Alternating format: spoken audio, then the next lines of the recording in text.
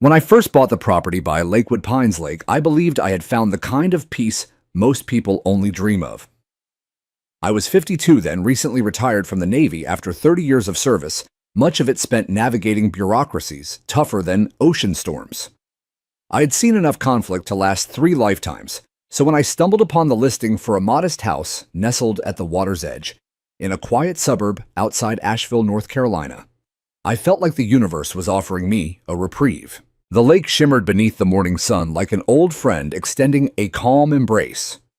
It was a private lake, partially natural, partially man-made decades ago, as part of the original land development.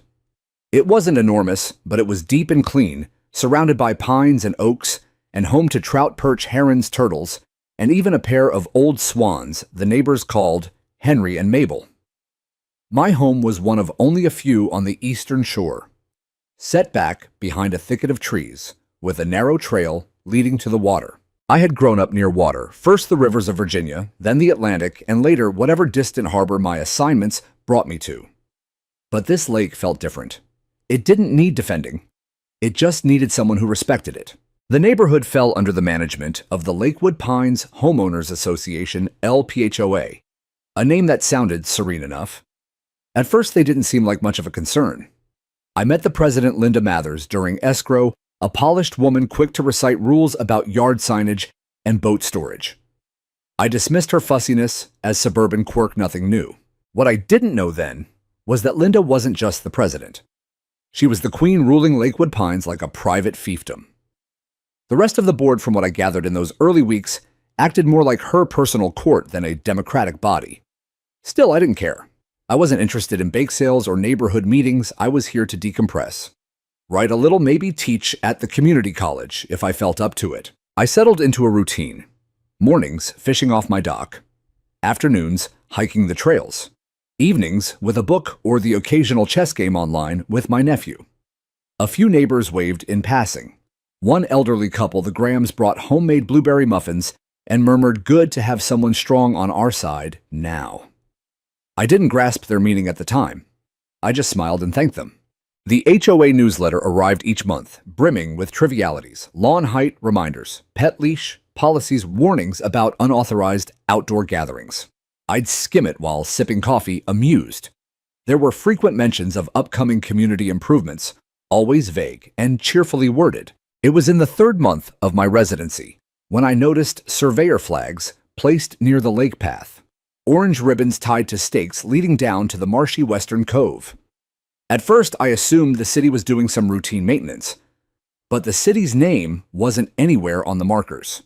Instead, small laminated signs bore the HOA's insignia and a project code LPHOA WTRX23. Curious, I sent an email to the HOA's general inbox asking what the project was. 2 days later, I received a reply from Brad Vickers, listed as the HOA's environmental project coordinator. "Dear Mr. Callahan," it began, "thank you for your inquiry.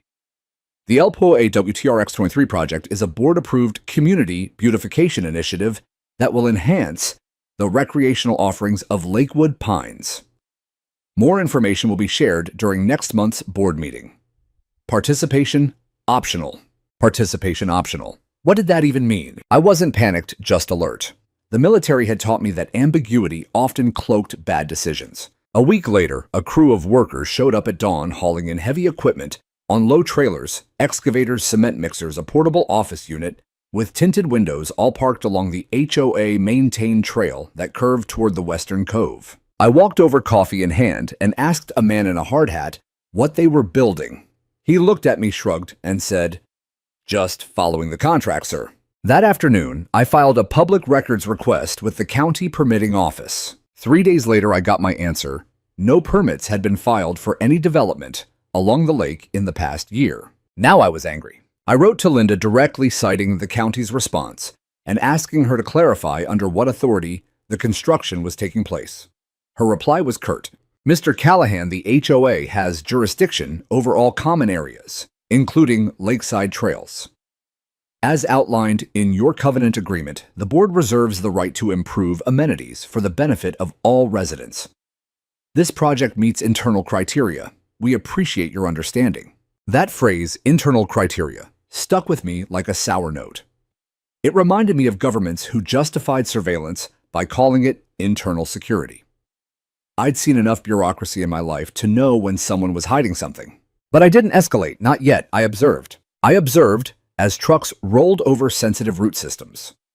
I noted bags of dry cement piled beside the wetlands, where frogs used to sing at dusk. I saw a trench dug close enough to the waterline that the soil slumped, turning the normally clear shallows into a silty brown mess. Then I started to keep a journal. A log, really. Dates, times, equipment, activities. I took photographs. I used a drone. I cataloged it all not because I planned anything, not yet, but because instinct told me I might need the truth preserved before someone tried to bury it. And I still believed, perhaps naively, that if I just presented the facts, calmly, respectfully, someone in the HOA would listen. I didn't realize then that I wasn't dealing with caretakers. I was dealing with people who saw the lake as leverage, as currency, as power. They weren't enhancing the lake. They were exploiting it. And something in my gut whispered, this is just the beginning. The next week, the noise started at 6:45 a.m. sharp. It wasn't the chirping of birds or the gentle splash of fish at the lake's surface anymore. It was the dull roar of diesel engines, the sharp clanging of metal on stone, and the endless beep, beep, beep of reversing machinery. I had double-paned windows, and it still sounded like war. I observed from my deck as the excavators carved a flat shelf into the lake bank. They hauled out truckloads of soil and dumped in massive concrete blocks wrapped in plastic sheeting. A long pier began to jut out over the western cove, like an ugly scar across a natural canvas. To me, it looked more like a loading dock than anything recreational. One morning, I saw them pouring what looked like crushed limestone into the lake's edge directly over the reeds. That's when I walked down again. No coffee this time. Just my phone in my pocket and my voice firm.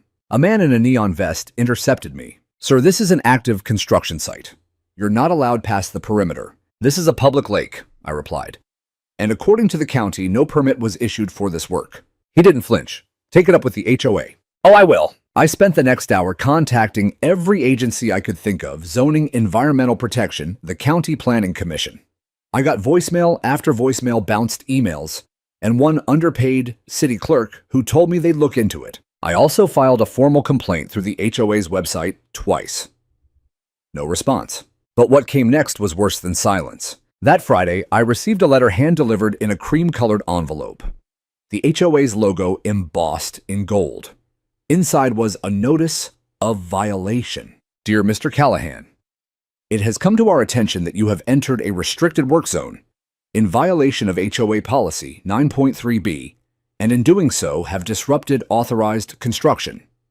As such, you are fined $250 payable within 15 days, or further disciplinary action will be taken.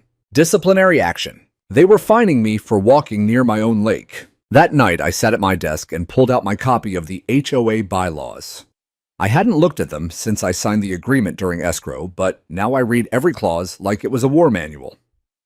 And what I found didn't surprise me. Nowhere did it give the board permission to build permanent structures over wetlands, nor authorize industrial-level modifications without majority homeowner approval or government permits. But I also found the trick. Section 8.1 stated that common area improvements could proceed under expedited board processes if immediate community benefit was determined.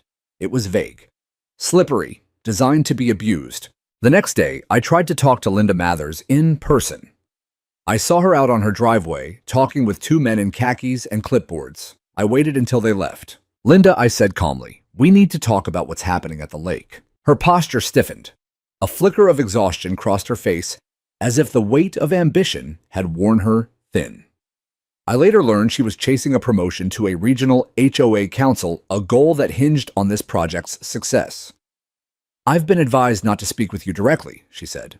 Advised by who? The board. Linda, you're a resident here. You live by this lake. Don't you care about what's happening to it? Her eyes darted toward the trees, as if hoping someone would rescue her from the conversation. Please direct all future inquiries to the HOA's legal representative, she said flatly, then walked into her garage and shut the door. Legal representative. They were lawyering up. A few days later, the neighborhood newsletter changed. It went from passive-aggressive to openly misleading. Great progress is being made on our new community waterfront pavilion, which will offer space for events, kayak launches, and family gatherings. This initiative has been overwhelmingly supported by our residents and is fully compliant with HOA standards. Overwhelmingly supported. I knew for a fact that at least 7 households had emailed concerns to the board and none had been answered.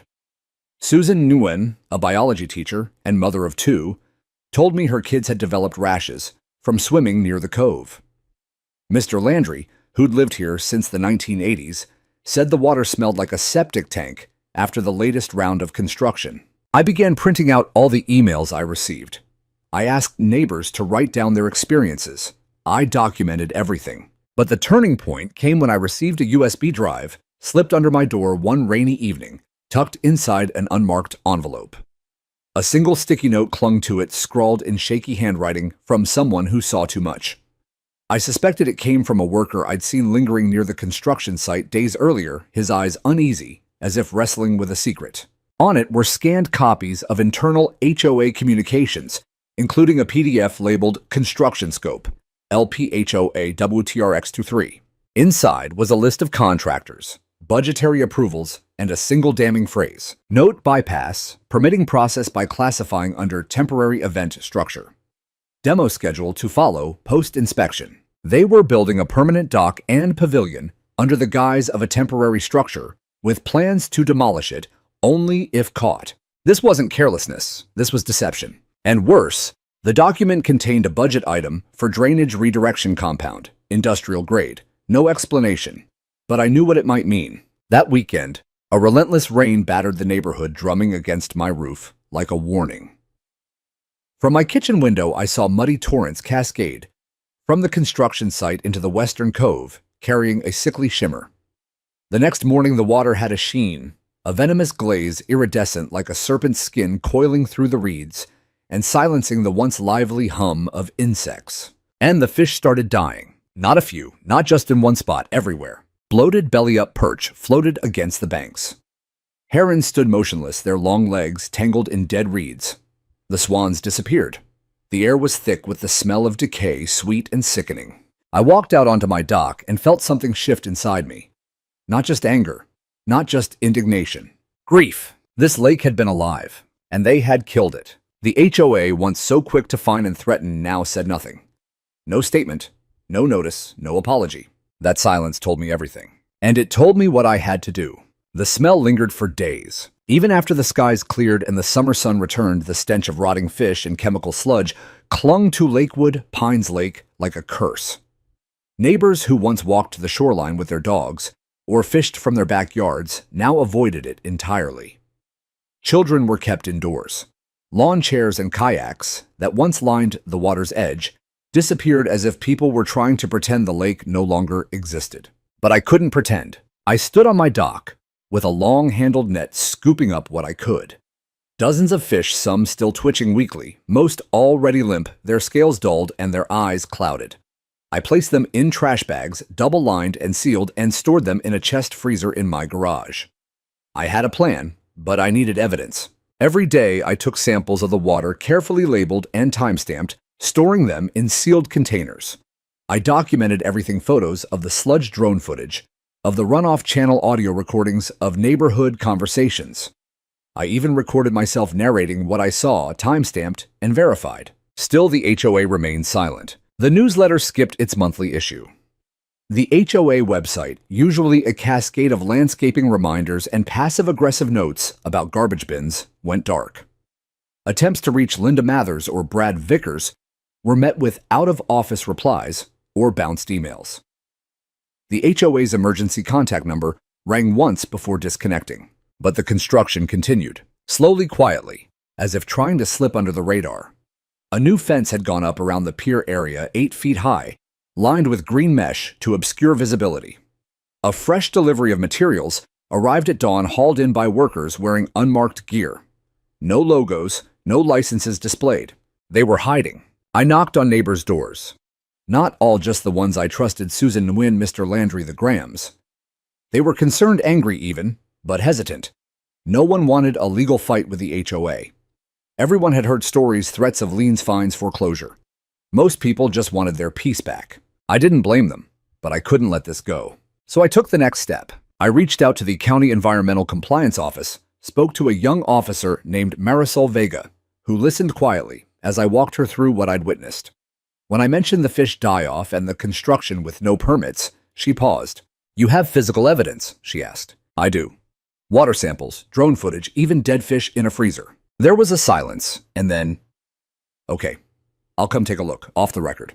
2 days later, she arrived in a nondescript county sedan, wearing jeans and a faded State University sweatshirt. She wasn't what I expected. No clipboard, no badge, just a calm, watchful presence and a deep sense purpose. I gave her the tour. She said little as I showed her the runoff channel, the clouded water, the documents I'd compiled. She asked a few quiet questions, nothing about my military background, nothing about the HOA. Finally, I opened the freezer. The smell hit us like a wall. Even through layers of plastic and cold, the rot had settled in.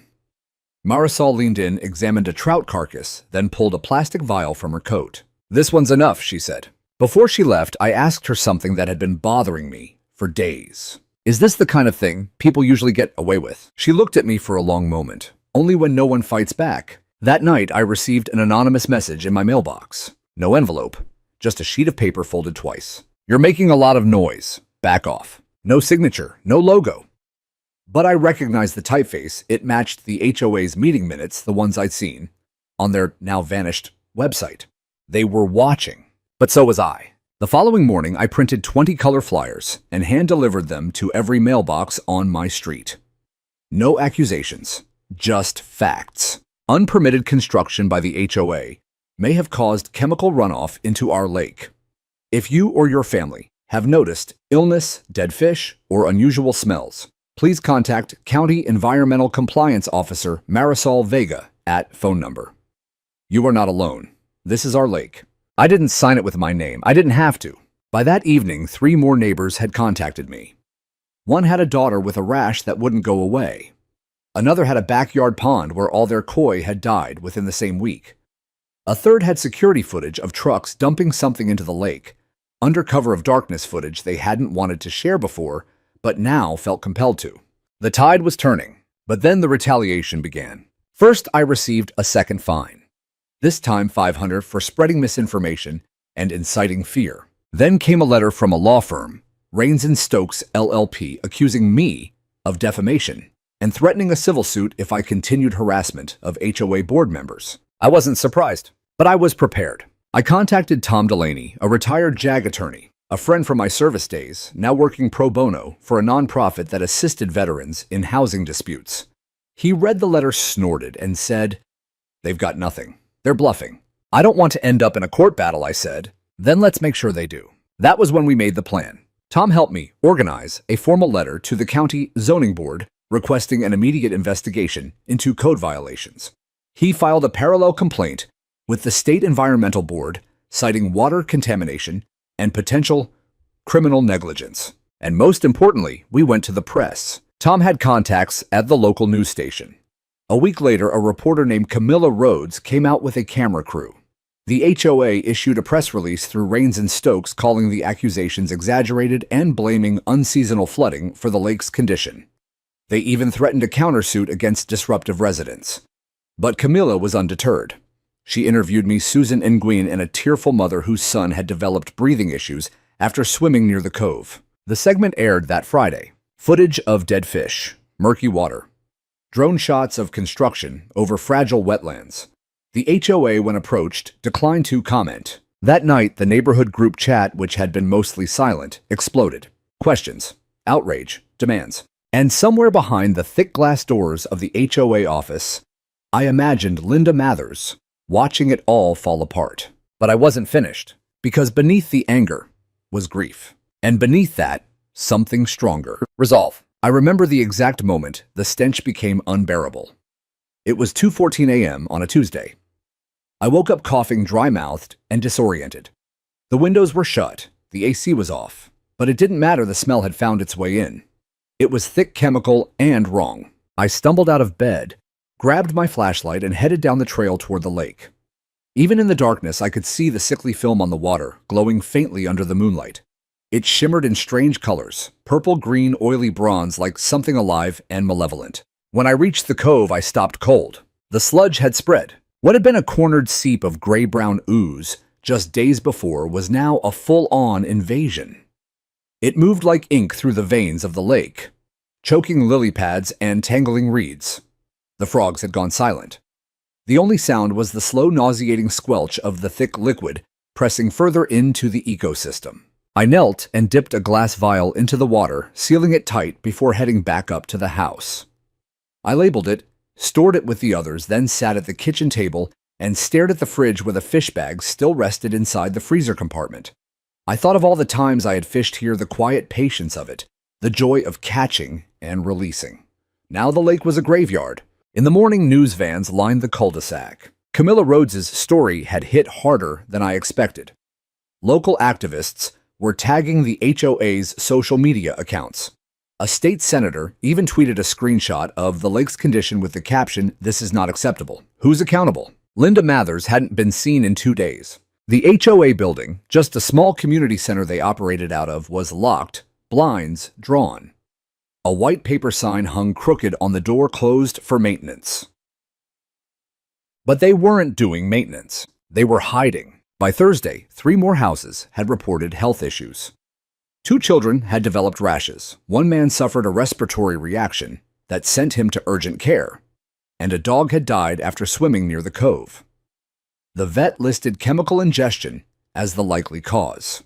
Marisol Vega returned this time with a colleague, an older man with a sharp nose and a clipboard who barely said a word as he walked the shoreline. He collected samples, noted the soil changes, and shook his head often. "They're going to try to pin this on weather patterns," Marisol muttered to me. I raised an eyebrow. "Seriously, it's a common dodge. Say it's natural runoff from the hills. Blame a backed-up drain. Deny, distract, delay." I stared at the lake, now visibly darker in hue, like it was bruised. How long before the truth wins out? Marisol didn't answer. She didn't have to. Later that evening, I received a knock at the door. It was Susan Nguyen, eyes wide, holding a clear plastic bag. Inside was a dead fish, massive, easily 12 inches long. Its gills were raw and blistered. "It washed up near our dock," she said, voice shaking. "It was still alive this morning." As a biologist, Susan had loved teaching her kids to identify the lake's species. Now she feared for their safety. I took the bag and added it to the collection. We didn't speak further. There was nothing left to say. That night, I began uploading everything. I created a cloud folder, labeled each file, and wrote a detailed summary of events, dates, actions, observations. I included every letter, every email, every violation notice. Drone footage, photos, even screenshots from social media, where HOA board members had once bragged about the coming improvements. I made the folder shareable, and I sent it to every local journalist, environmental agency, and law firm I could find. I sent it to Tom Delaney. I sent it to Camilla. I even sent it anonymously to a few of the neighbors who hadn't dared speak publicly yet. If the HOA wanted silence, they'd picked the wrong target. The next morning it escalated. Camilla returned with a film crew and a lawyer, undeterred by the HOA's legal threats. She stood on the edge of the lake in a windbreaker, hair pinned back, reading into the camera with a solemn voice. Behind her, we had staged a visual 30 bags of dead fish laid out in a clean row on the grass, each one labeled by date, species, and collection site. It was horrifying and impossible to ignore. The footage aired on 3 regional stations that night. Social media took off. Hashtags trended locally. Lakewood Sludge HOA cover-up. Toxic Lake Truth. The next morning, the county issued an emergency halt order on all HOA construction projects pending investigation. But it was already too late for the lake. The next week brought heavy rains. The sludge, now partially dried and caked near the shore, rehydrated and flowed again. Water tests returned from the lab confirmed high concentrations of heavy metals, arsenic, chromium, cadmium. The kind of stuff that doesn't get there by accident. That was when the first real twist landed. A whistleblower. An anonymous email arrived in my inbox.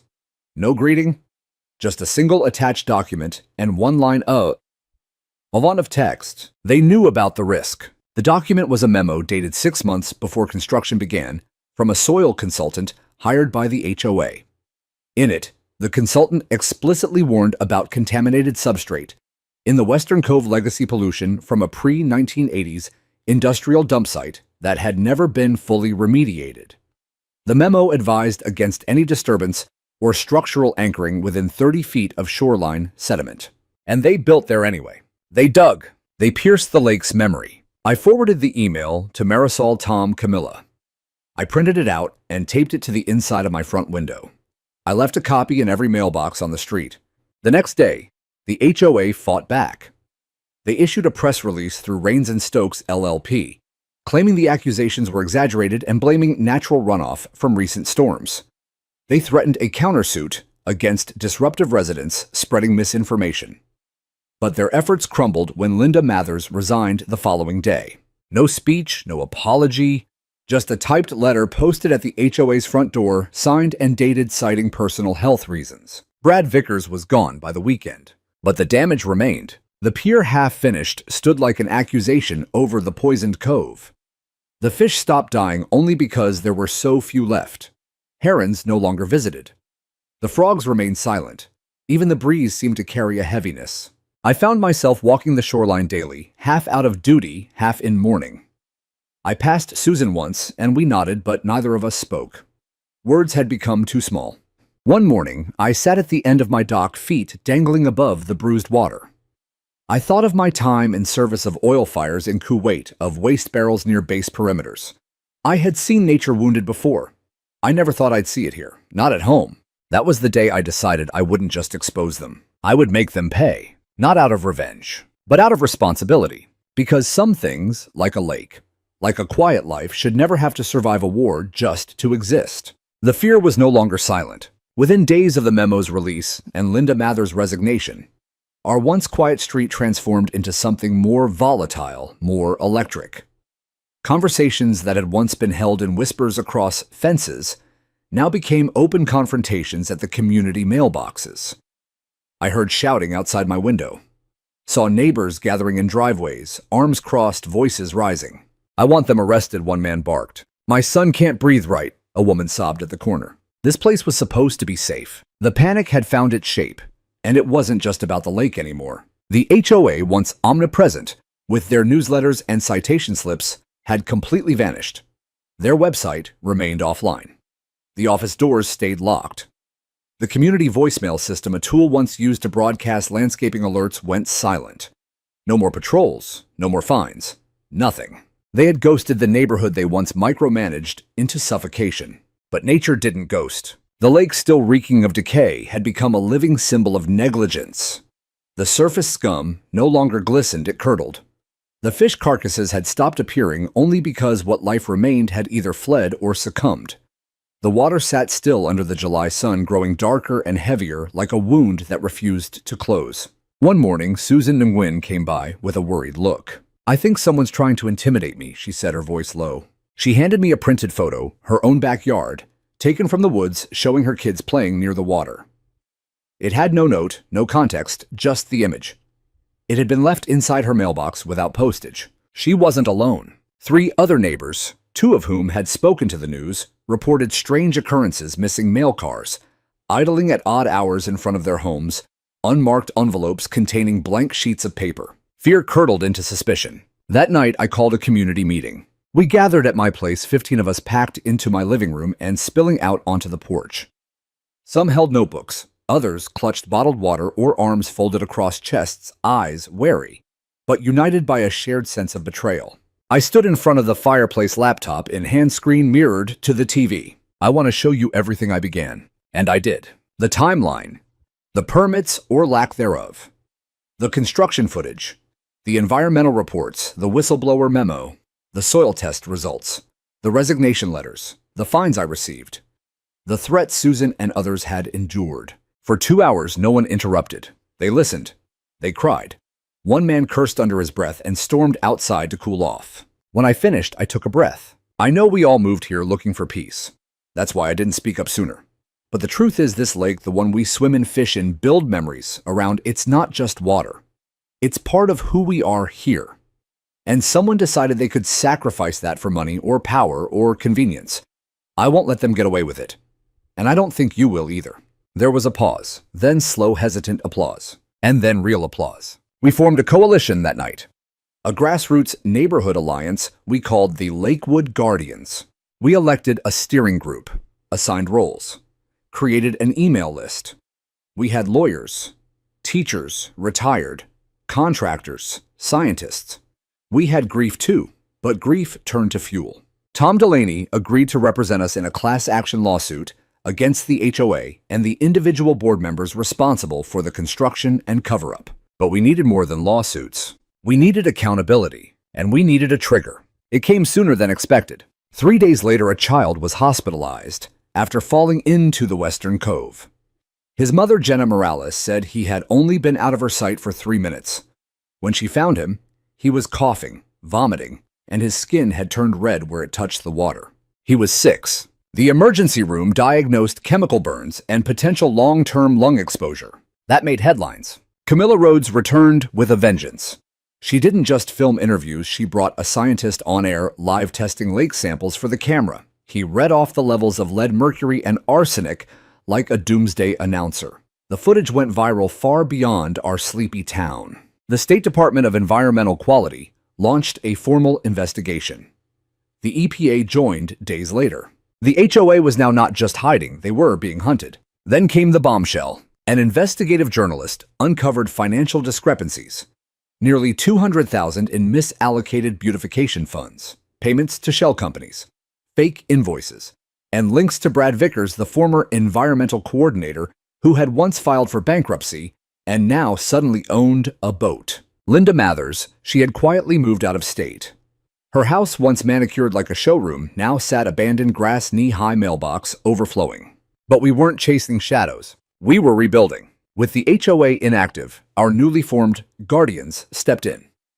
We organized weekly shoreline cleanups coordinated with the city's Public Works Department and began cataloging every environmental violation. I worked with Susan and 2 retired biologists to create a full restoration plan. Something real, something tangible. The lake couldn't be saved overnight, but it could be reclaimed. We planted reeds, installed sediment filters, posted warning signs in Spanish and English. We raised funds. We held open meetings, real ones with transparency and accountability, and we demanded that the county revoke the HOA's charter. It was an uphill battle. The legal system is slow, the wheels of municipal change even slower. But we had something the HOA never did: each other. The neighbors who once waved politely now showed up early with gloves and shovels. Kids brought lemonade to volunteers. An old man donated his canoe to help collect floating debris. People who had once lived side by side as strangers were now rebuilding together.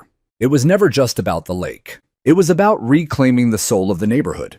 And the silence that once crept through the streets after the fish died, it was gone, replaced by action, by music from someone's open garage, by laughter from kids playing carefully far from the still band cove. And for the first time in weeks, I stood on my dock, eyes closed, and felt something strange. Hope! I woke up early that Monday, long before the sun crept over the trees, knowing exactly what needed to be done. The fight was no longer just about local politics or neighborhood control.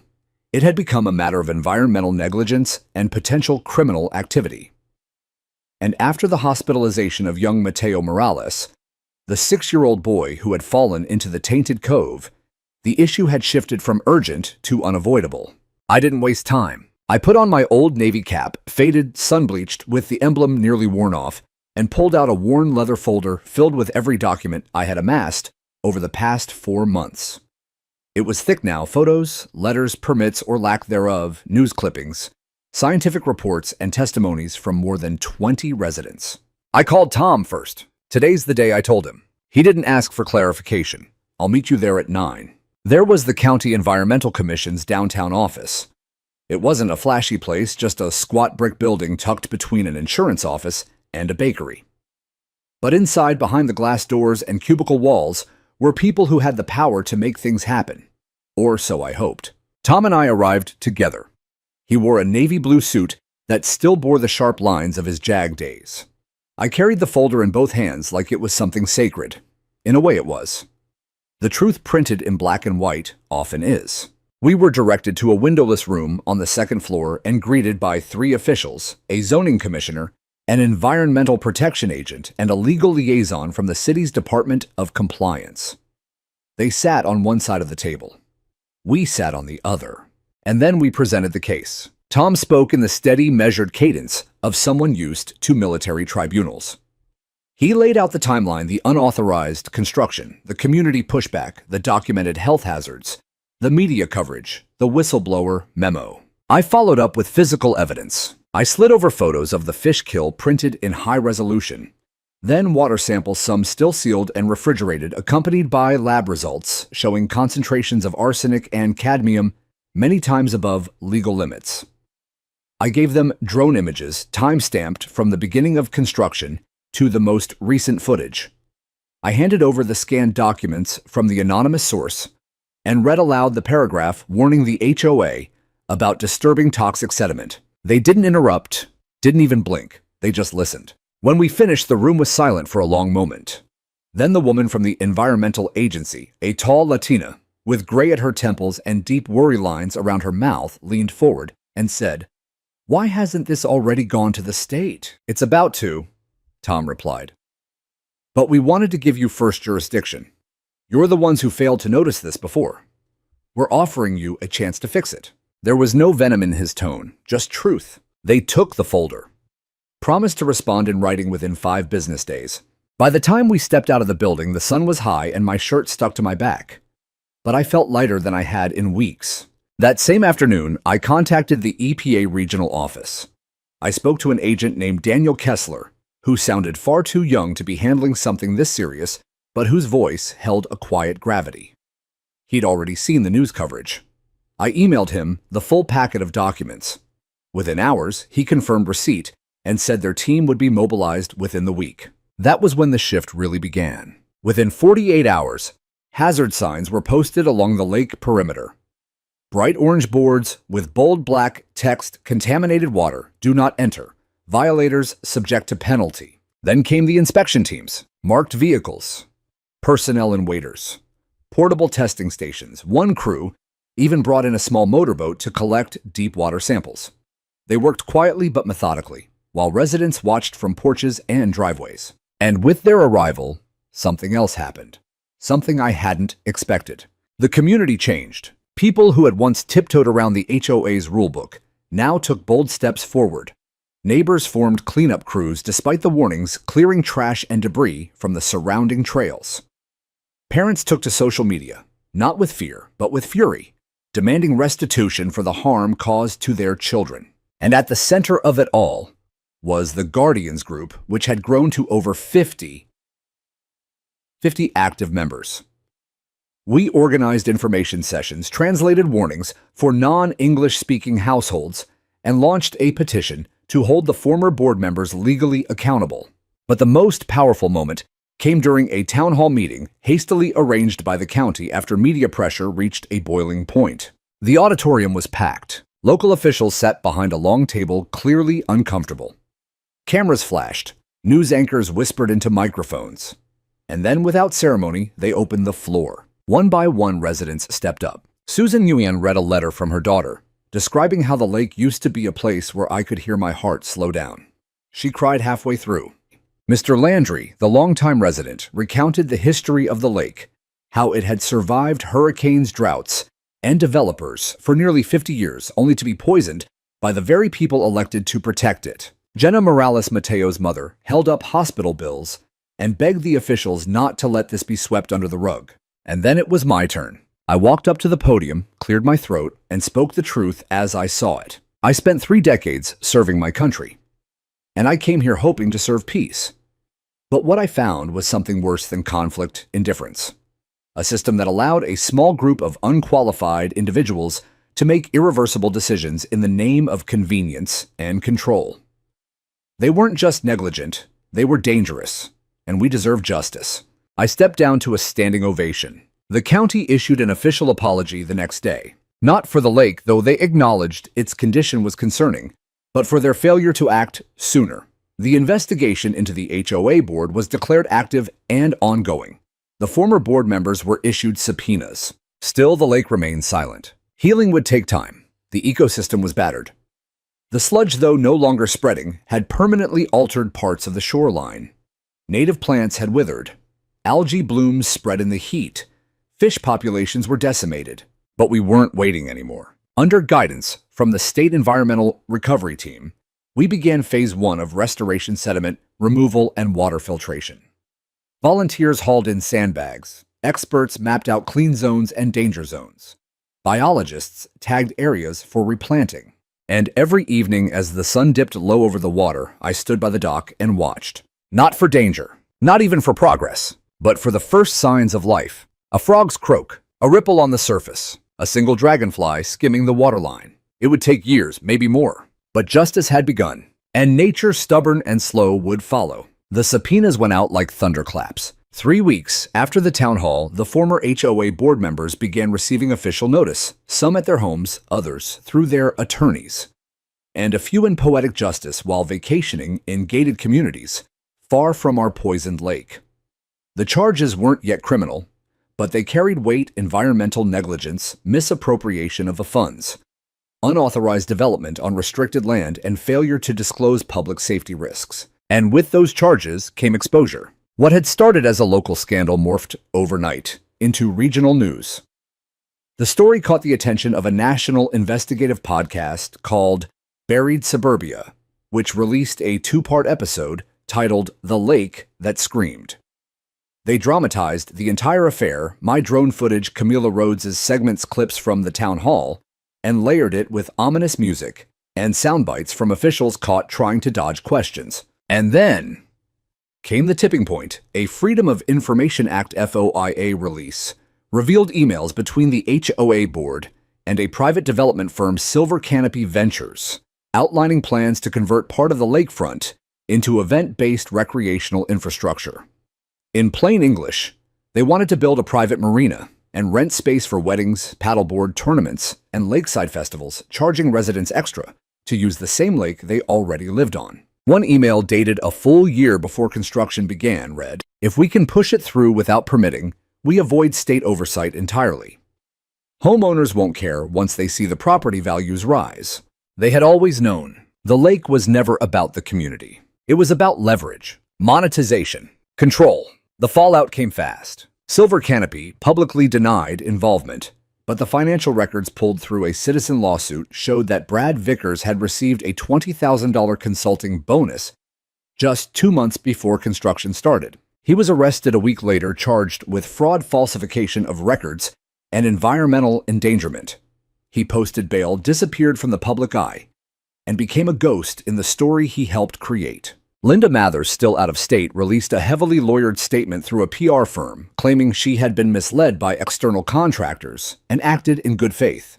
But when pressed for details, she refused to answer further questions. Public sympathy was non-existent. I watched as neighbors who once mowed their lawns in silence now organized protests. Signs went up along the walking paths: "Our lake, not their playground," "HOA lies, nature dies," and my personal favorite, a cardboard cutout of Linda with the words, "Missing moral compass," stapled to her chest. Meanwhile, we pushed forward with restoration. The Guardians received a $25,000 grant from the state's Environmental Emergency Fund, matched by a local nonprofit focused on freshwater systems. With it, we brought in biologists to test the sediment layers and create a reintroduction plan for aquatic life. We held a ceremony, not a memorial, but a promise. Dozens gathered at the shoreline. A minister gave a short invocation, not religious, but reverent. We planted native grasses along the waterline. Children released biodegradable lanterns that floated briefly before sinking gently beneath the surface. It felt like a baptism, not of forgiveness, but of reclamation. But the exposure brought other things: 2 new layers of fallout I hadn't anticipated. Lawsuits multiplied. 15 families filed individual claims against the HOA, some seeking reimbursement for medical bills, others for property value depreciation.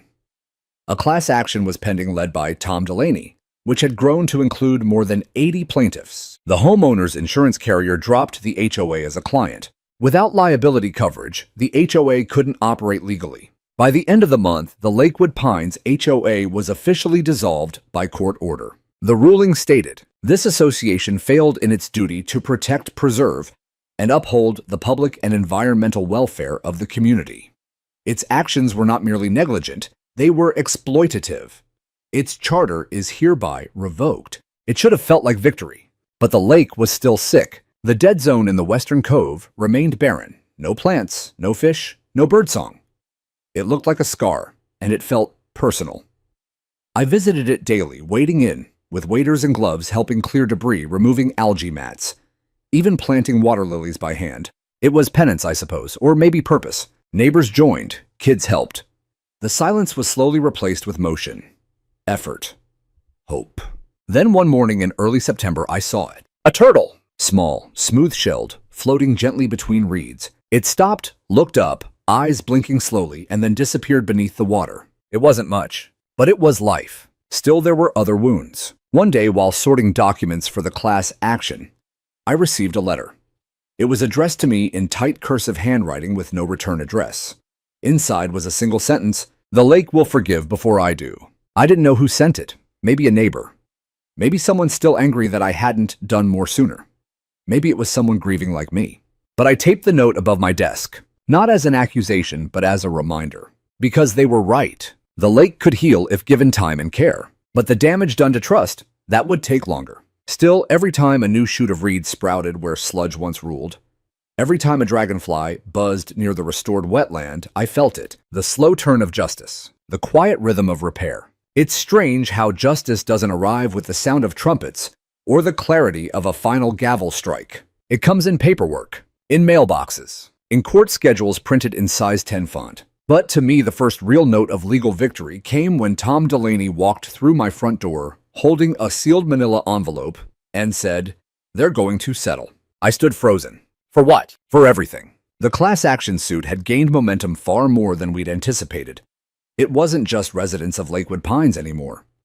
Families from neighboring communities who had suffered water runoff, children who had swum in contaminated feeder creeks, even local businesses that lost foot traffic due to the lake's toxicity had joined in. The county's civil court, overloaded and under pressure from media scrutiny, moved the case to mediation. The defendants, former HOA board members, Silver Canopy Ventures, and two contracted construction firms, were staring down not only our lawsuit, but a looming criminal case. They blinked first. The proposed settlement was staggering, $3.1 million distributed across cleanup reimbursement, homeowner damages, child medical fund allocation, and legal fees.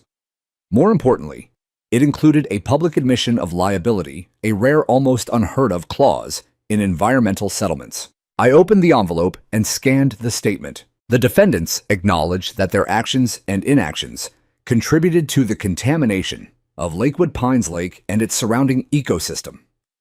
They regret the harm caused to residents and commit to funding a restorative ecological plan under state supervision. It was carefully worded, sanitized, but it was an admission nonetheless, and it would be published in 5 local newspapers, including the Sunday edition of the Asheville Tribune. I should have felt triumphant. Instead, I felt hollow, because while the legal system had done what it could, the lake hadn't changed overnight. The fish had not returned en masse. The birds still hovered at a distance, uncertain of the new normal. The cove where Mateo fell was still cordoned off, sealed behind warning tape and orange barrels. But this settlement, this changed things. It unlocked funds, it empowered action, and it rebalanced the scale just enough to feel like justice hadn't died beneath the sludge. We used a portion of the money to establish the Lakewood Conservancy Fund, a legally recognized nonprofit with a board composed of scientists, residents, and yes, me. I didn't want to be on it. I really didn't. But the community insisted, and truth be told, I couldn't walk away yet. Not until I saw this through. The first priority, soil replacement. With professional crews and environmental engineers, we began removing the top layer of contaminated shoreline soil, replacing it with safe, nutrient-rich substrate. That effort alone took weeks, but it was worth it. Water clarity began to improve, slowly. The smell faded from acrid to tolerable. Plant life crept back. In the meantime, the final legal dominoes fell. Brad Vickers, facing both criminal and civil trials, pled guilty to fraud and tampering with public records. He received 18 months in county jail and a 5-year ban from serving on any board or civic committee. Linda Mathers, under mounting pressure and deposition threats, agreed to a lifetime ban from any HOA leadership position and forfeited her home back to the community under deed restrictions. The house, once a symbol of dominance, was converted into a community restoration center, a meeting place for volunteers, educators, and environmental groups. Silver Canopy Ventures, gone. Dissolved under financial pressure and scandal, their assets liquidated their executives, scattering to other states like leaves in the wind. But the biggest victory wasn't in any courtroom or newspaper. It came one gray morning 3 months after the settlement. I was walking the Eastern Trail when I saw movement near the cove. Not human, not debris. I squinted, heart-catching. A family of mallard ducks, a mother and 6 tiny ducklings, paddling slowly along the shallow edge. The little ones stuck close to her, bobbing gently through the reeds we'd replanted weeks earlier. They were the first real signs of return. I stood there for 10 minutes, not moving, not breathing, afraid to spook them. I wanted to believe it wasn't an accident, that the lake had noticed, that something ancient in its ecosystem had recognized the shift. The pain hadn't been erased, but perhaps, just perhaps, healing had begun. That same afternoon, I received a package from the Office of the State Department of Environmental Quality. Inside was a certificate. Recognition of civil action in defense of natural preservation, awarded to William Callahan for distinguished civic leadership in response to environmental degradation and the successful mobilization of legal and community-based recovery initiatives. It didn't change the water, but it changed something in me. I hung it quietly in my study just above the window that faced the lake. And that evening, I stood on my dock again. The water was still darker than I remembered. The reflections imperfect, but they were reflections nonetheless. The lake was looking back again, and this time I no longer saw grief in its gaze. I saw resilience. The first public day of restoration came with little fanfare. No ribbon-cutting ceremony. No politicians lining up to take credit. Just a gray morning, a soft breeze, and 30 residents gathered at the edge of the lake with gloves, waders, and quiet determination. We called it the return. Susan Nguyen brought her kids dressed in oversized ponchos and armed with trash grabbers. Mr. Landry arrived with a wheelbarrow full of river rocks, muttering something about how the shoreline needed old bones to stand again. Teens from the high school's environmental club trickled in, sleepy-eyed but eager, carrying flats of native plants and biodegradable fencing.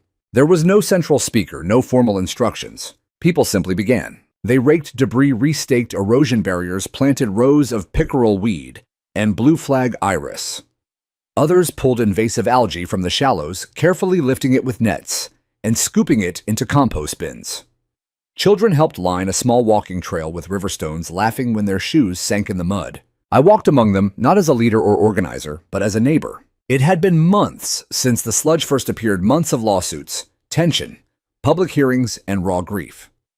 But in this moment, the only sound was shovels hitting soil, quiet conversation, and the occasional bark of a dog thrilled to be back near the water. It was finally movement in the right direction. And then came the unexpected visitor. Camilla Rhodes. She wasn't there with a camera or a crew. Just a water bottle, jeans streaked with dirt, and a warm smile.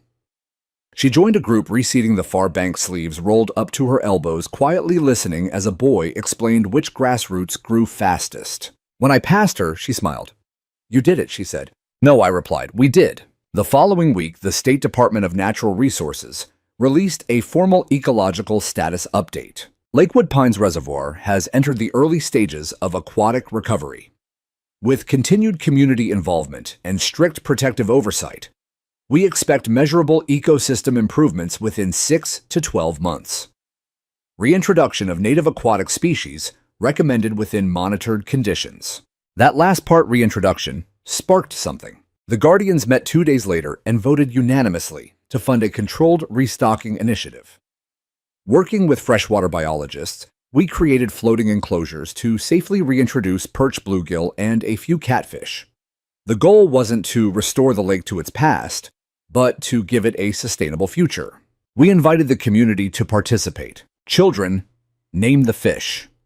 Adults helped lower them gently into the cages.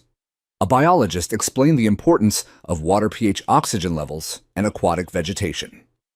For the first time since the crisis began, the lake became a place of learning, not just of warning. I stood back and watched a little girl press her face to the clear plastic side of the floating enclosure, giggling as the fish darted past. She had no idea what had happened here 6 months ago, and that gave me hope. Still, the work wasn't finished. Part of the legal settlement had stipulated the construction site, the half-built pier, and ruined pavilion had to be removed and the land returned to its natural state. But demolition had been delayed due to asbestos discovered in the substructure. Another oversight by the HOA. The county finally cleared the demolition in late October. That morning, as the machinery moved in, not to build but to unbuild, I felt something I couldn't quite name. It wasn't joy. It wasn't anger. It was closure. Neighbors watched as the concrete slabs were broken up and carted away, as metal railings were twisted and lifted by cranes, as the toxic ghost of ambition was finally erased. By noon, nothing remained of the failed pavilion but a stretch of dirt and a tangle of tree roots. We planted there. Susan and I selected the trees ourselves: bald cypress, swamp magnolia, and buttonbush. Hardy species with deep roots, the kind that remember how to survive. In the center, we placed a single smooth stone engraved with a phrase submitted anonymously to the guardians: "Respect what endures." It wasn't a monument. It was a reminder. As winter crept in, the lake stilled again. The water grew colder, the air quieter. But it was a different kind of silence than before, no longer dead, but resting. And then came the letter, mailed to each resident, printed on state letterhead, signed by the Secretary of Environmental Quality. The Lakewood Pines community has demonstrated exceptional civic responsibility in response to environmental crisis. Your collective efforts have not only restored a local ecosystem, but have become a model for residential environmental justice nationwide. It felt surreal. What began with dead fish and silence had ended in recognition and rebirth. We framed the letter and hung it in the converted HOA building, now the Lakewood Restoration Center. It sat beside photos of the community working shoulder to shoulder, children planting reeds, volunteers covered in mud, and one slightly out of focus image of me standing at the dock, arms crossed, face unreadable. I hated that photo, but I never took it down because it wasn't about me. It was about the moment we stopped waiting for someone to fix things and began fixing them ourselves. A week later, Susan's daughter caught the first fish from the reintroduced population. A tiny perch. They released it. It swam off into the shallow sunlight, rippling across its back, a symbol of how far we'd come and how far we still had to go. Spring arrived slowly, like a hesitant guest, unsure of its welcome. But when it finally stepped into our neighborhood, it brought with it signs of quiet abundance. The trees budded earlier than expected. The grasses along the shoreline unfurled in vibrant shades of green. Frogs returned to the reeds at dusk, and the air buzzed faintly with life. It had been nearly a full year since the first signs of sludge darkened the lake's waters. And those scars remained both literal and invisible. The landscape no longer looked wounded. It looked watched over, cared for, guarded. And we had become its guardians in every sense of the word. The Lakewood Restoration Center, once a relic of corruption and control, now thrived as the heart of our community.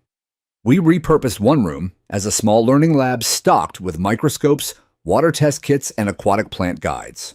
Schools scheduled visits. Parents brought their kids. Biologists volunteered to teach weekend classes on wetland ecology and environmental stewardship. But more than education, the center had become a place of memory. We framed a large satellite image of the lake, before and after restoration. Below it, a plaque read, "What we protect protects us." The community gathered every second Saturday for Guardians Day, a tradition we created not to commemorate the disaster, but to honor the continued recovery. We'd plant clean sample monitor. Then we'd eat potluck dinners along the walking trails and tell stories under the trees. Old wounds softened through familiarity and purpose. Some stories still carried pain, like Jenna Morales, who eventually moved her family 2 towns over to find cleaner air and closure. Or the elderly couple who sold their lakeside home unable to bear the reminder of what had once been. Their absence was felt and honored. But many others stayed, and something shifted in how we lived. Gone were the perfectly manicured lawns and strict adherence to HOA aesthetic codes. People built native gardens now, painted birdhouses, erected small bat shelters. Nature became the new standard, and no one missed the old one. For me, life didn't return to what it had been before. It evolved. I took a part-time role with the local environmental council, advising new residential developments on responsible land management. They'd invite me to meetings, ask questions I never expected to answer in retirement. How do you read a flood map? What species will stabilize this embankment? What went wrong in Lakewood? I told them the truth. Everything. But I always ended the same way. It's not just about water or permits. It's about remembering that we live with the land, not just on it. One afternoon, as I walked the trail around the lake, I came across a group of teenagers huddled near the water's edge. I recognized a few from restoration days, now taller, deeper voices, different clothes. They were releasing something. As I got closer, I saw them gently lowering a mesh cage into the lake, opening the latch, and watching as dozens of small fish silver flashers, probably bluegill, darted into the shallows. One of the boys looked up and saw me. He grinned. "My granddad said the fish here used to be huge," he said. "They will be again," I replied, "if you keep doing what you're doing." He nodded. "We will." And in that moment, I knew I didn't have to be the one standing watch forever. The next generation had picked up the torch. That night, I returned to my dock. I sat on the wooden planks, feet dangling above the water, just as I had on the first day I moved in. The lake was smooth, catching the last orange threads of sunset. Somewhere across the water, a heron squawked and took flight, gliding low across the surface. It was beautiful, but more than that, it was whole. I thought of the journey, the silence that began it, the sludge that nearly broke it, the neighbors who rose with me, the child who fell, the fight that followed, the justice we demanded, the lake we rebuilt. I had come here hoping to escape conflict, to rest after years of serving systems that didn't always reward integrity. But I had been given something different, one last mission. Not as a soldier, not as a neighbor, but as a steward. And now I could finally lay that mission down, because the lake was no longer vulnerable. It was defended. It was cherished. It was known. And in its mirrored surface, for the first time in a long while, I saw not loss, not grief, not even resilience. I saw peace.